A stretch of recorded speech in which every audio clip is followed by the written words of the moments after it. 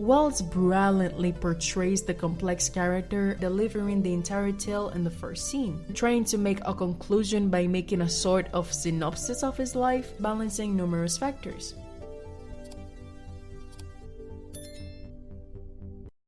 What makes a film a great film? One might say that is because of great directing, amazing performances, awesome photography, screenplay, and more. But what happens when you have all these great things combined? It just creates the art of cinema and long-lasting classics. Of course. In this case, one of those classics is Citizen Kane, which we're going to analyze and dissect in this video to see what makes it so good and why it should be a movie that any cinephile or filmmaker should definitely watch. The question of which film is the greatest ever made is a difficult one to answer because it requires balancing numerous factors. Citizen Kane comes very close to meeting the high expectations in filmmaking, and with that becoming able to influence some of the greatest movies ever made, including The Godfather. So what makes it so special to be able to influence a filmmaker like Francis Coppola for such a long time? Well, first is the amazing storytelling. Citizen Kane appears to undercut any usual tension by delivering the entire tale in the first scene. This strategy immediately blew up viewers' expectations at the time, as movies previously followed a linear timeline from the opening scene to the outstanding finish. Wow. In place of telling the story from the beginning of his lifetime to his infamous death, the movie decides to make us live through it by using a form of narrative that was not very common at that time, but now used in multiple films today. It gives us a different perspective on Kane's character by taking stories from different characters who were involved with him without losing their sequence or pattern, which adds a very refreshing feeling to the film. It's very refreshing! Citizen Kane introduced the shaky narrative to cinema by jumping between overlapping and opposing versions of Kane's life. This unique narrative structure not only keeps the audience engaged, but also allows for a deeper exploration of Kane's complex personality. The multiple perspectives provide a mosaic-like portrayal of his life, highlighting different elements of his character and leaving room for interpretation and speculation. The second thing that also makes this film so great is the editing and cinematography. In the movie, Citizen Kane's 16-year-long broken marriage is condensed into a 2-minute montage of increasingly awful breakfast at one point in the action. It is one of many instances in which Wells' ambitious filmmaking allowed future directors to fall short.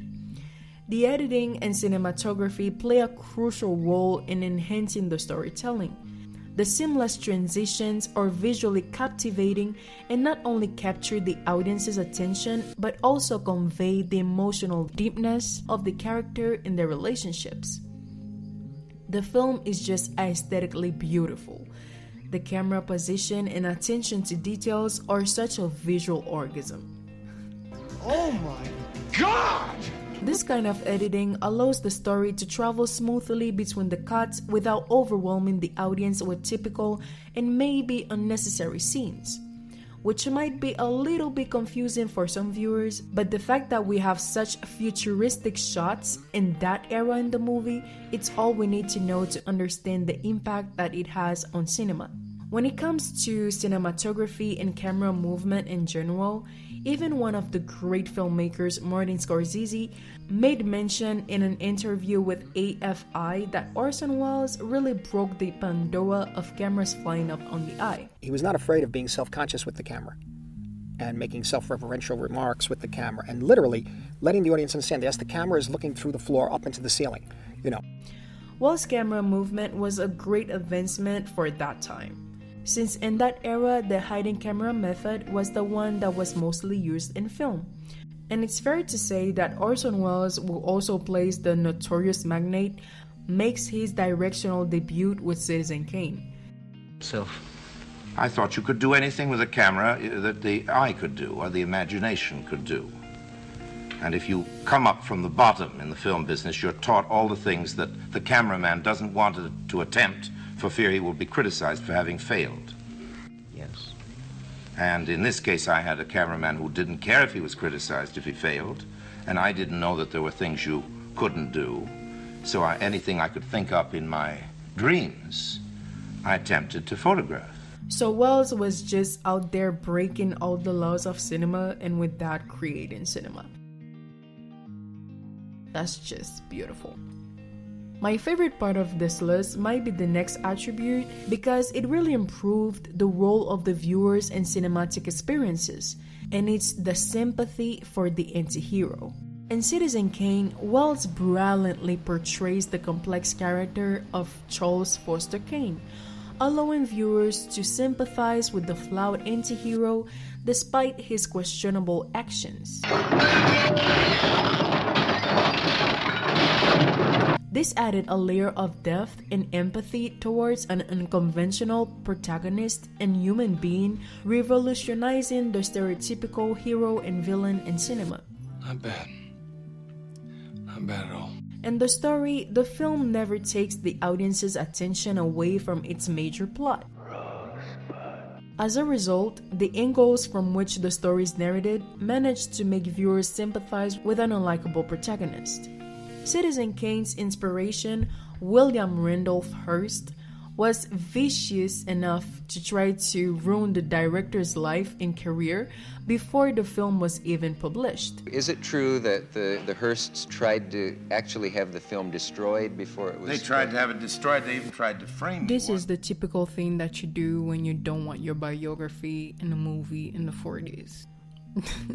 The movie is pretty smart in that sense because it does not go against its own morals. Since the final understanding might be how you cannot completely build someone's story or lifetime from your perspective of them, it actually always stayed true to itself by not antagonizing Kane's character or even making a hero of him. In a more technical aspect, it leaves the audience with their right of judgment, whether to hate, appreciate, sympathize with, or love the character.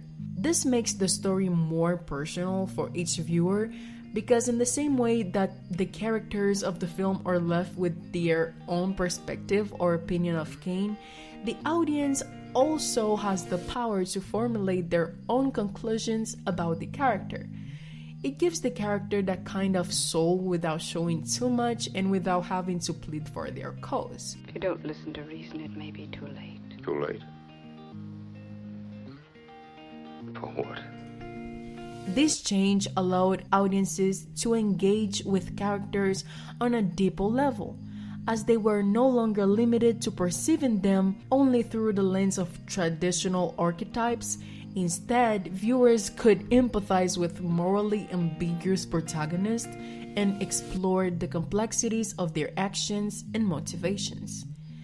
So that contributed to paving the way for future likable villain protagonists like Dexter Morgan, Tony Soprano, and even the legend Walter White. The fourth aspect, and one of the most important, is the ending.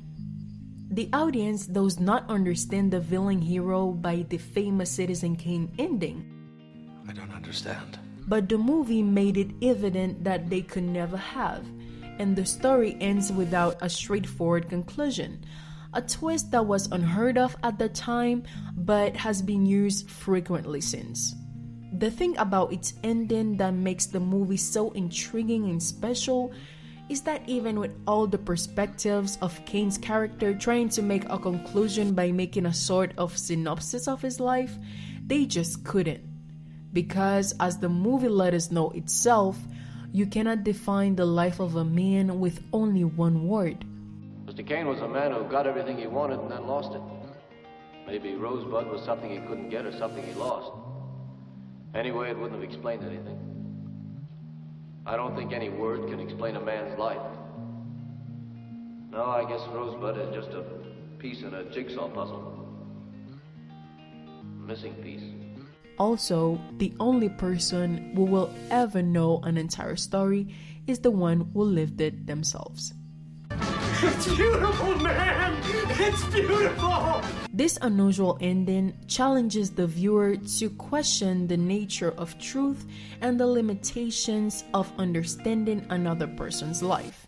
It serves as a reminder that human experiences are complex and cannot be fully captured or summarized, leaving room for interpretation and mystery once again. For the final part, we can say that what also makes Citizen Kane so great, it's the influence that it has on filmmaking. Greatest American film as far as I'm concerned. This is the gold standard here. It's pretty hard to top Citizen Kane. Citizen Kane's impact extends beyond its influence on other directors. The film's innovative storytelling techniques, such as its use of flashbacks and non-standard narrative, continue to inspire filmmakers to push the boundaries of cinematic storytelling. Its explorations of themes like power, corruption, and the elusive nature of truth also makes it a timeless masterpiece that resonates with audiences to this day. Jim Geddes has something less than a chance.